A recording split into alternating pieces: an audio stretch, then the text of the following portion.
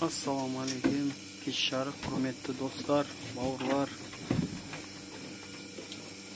Міне, бүгін 21 желтоқсан.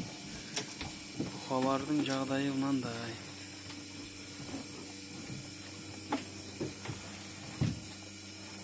Мына жердегі біреу кетті, ертең видеосын салам, сойдық. Қанша шыққанын бәрін салып көрсетем ертең. Қазір міне осындай. Сиырларды сауып жатырмын.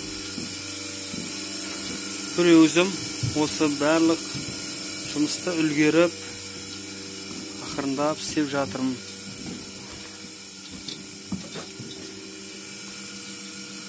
Әуjetіне көріне ме, көрмей ме пары кетіп жатыр. Вытяжка күшті істеп тұр жұмысын. Міне достар,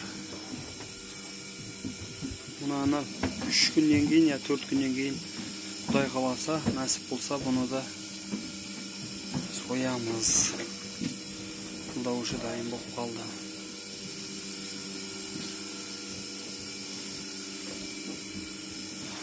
Не достар, неки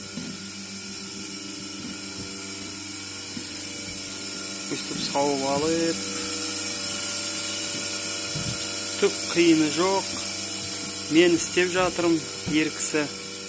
Мен істедім, значит, барлық адам істей алады. Ең бастысы қорықпай, өзіне 100% жауапкершілікті алып, тіршілік істесе, барлық нәрсе болады, достар. Мен және айтайын деген, осы Совет одағынан ба қалып кеткен ағайыныңа жолама, ағайыныңа қарыз берме, ағайыннан аулақ бол деп, мен оған еш келіспеймін.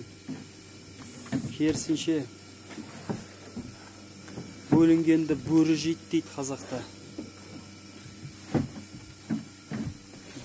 Бөлінбей ағайындармен бірігіп, осылай тіршілік жасаса болады. Біздің қазақ жалқау емес, біздің қазақтың қолынан іс келеді ағайын. Ең бастысы, өзіңді аямай тіршілік қылайық ағайын. Комментарий жазыңыздар. Бұқалардың жағдайы қандай?